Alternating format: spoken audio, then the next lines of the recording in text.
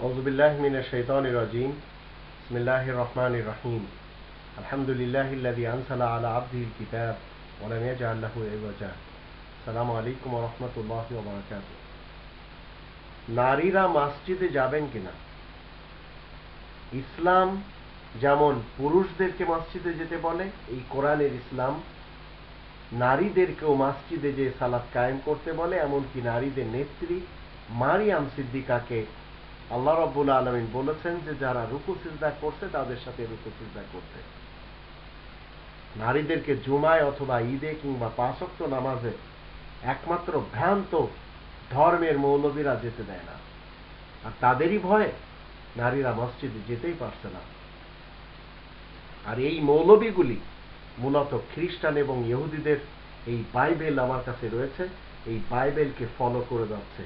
এই বাইবেল মতে তারা বাধা প্রদান করে যাচ্ছে এবং তারা বলছে আমরা যে বাধা প্রদান করে যাচ্ছি এর জন্য তারা বিভিন্ন ধরনের রেওয়ায়াতের কথা বলছে, আর সেই রেওয়ায়াতগুলি এই মূলত এই বাইবেলে লেখা রয়েছে। কোরআন সবসময় নারীদেরকে মসজিদে যেতে বলে, আর এই বাইবেলের কোরিন্থীয় প্রথম অধ্যায়ের 24 এবং 25 বলা হচ্ছে, বাইবেল বলছে মেয়েরা ইবাদতখানায় ভিড়ের মধ্যে চুপ থাকবে, কেননা তাদেরকে কথা বলার অনুমতি নেই, বরং তারা জুড়ে থাকবে যা আইনে লেখা আছে। যদি মেয়েরা কিছু শিখতে চায় তাহলে তারা নিজেদের স্বামীদের থেকে ঘরে শিখে নেবে, কেননা মেয়েদের ইবাদতখানাতে কথা বলাটা খুবই লজ্জার ব্যাপার।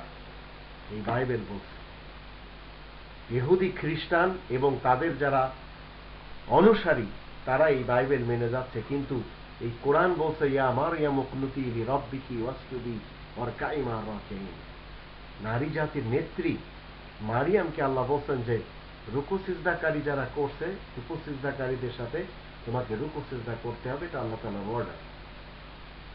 ইসলাম নারীদেরকে মসজিদে পাঠায়, কিন্তু খ্রিস্টান আর ইহুদিদের যারা মুরব্বী তারা এই বাইবেল মতে মসজিদে যেতে বাধা দেয়।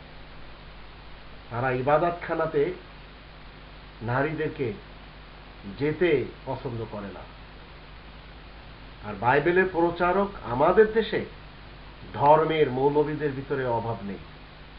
আজ পর্যন্ত আমি শুনতেই পারছি না যে মৌলবী সমাজের স্ত্রীগণ তাদের ফ্যামিলির যারা মহিলা রয়েছে তারা কেউ মসজিদে যায়। মসজিদ শুধুমাত্র পুরুষদের জন্য নয়। একটু চিন্তা করে দেখার বিষয়, বাংলাদেশের ইতিহাসে আজ 43টি বছর হয়ে গেল মসজিদে নারীরা যেতে পারে না। কোরআনের বিরুদ্ধে শয়তানের কথাকে, এই বাইবেলের কথাকে যে সমস্ত ভ্রান্ত মৌলবীরা প্রচার করে যাচ্ছে তাদেরকে অন্তত 3 নম্বর সূরা আল ইমরানের 42 এবং 43 নম্বর আয়াতের দৃষ্টিতে একটু বোঝানো খুব বেশি দরকার। কারণ তারা এই কোরআনের বিধান প্রচার করতে রাজি না। তারা ঠিকই মসজিদে যাচ্ছে কিন্তু নারীদেরকে যেতে দিচ্ছে না। আর আপনার আমার মা বোন তারা জুমার নামাজ থেকে মাহরুম হয়ে গেছে, অক্তিয়া নামাজ মসজিদে যেয়ে পড়তে পারে না, এমনকি ঈদগাহে যেতে পারে না। মৌলবীদের থেকে বাঁচা খুব বেশি দরকার। হ্যাঁ, যারা উলামায়ে রব্বানী তারা ঠিকই মসজিদে নারীদেরকে যেতে দেয়, নারীদেরকে উৎসাহ দেয়। আল্লাহ আমাদের সবাইকে উলামায়ে রব্বানীদের সাথে জুড়ে থাকার তৌফিক দান করুন। ওমা আলাইনা ইল্লাল বালাগুল মুবিন।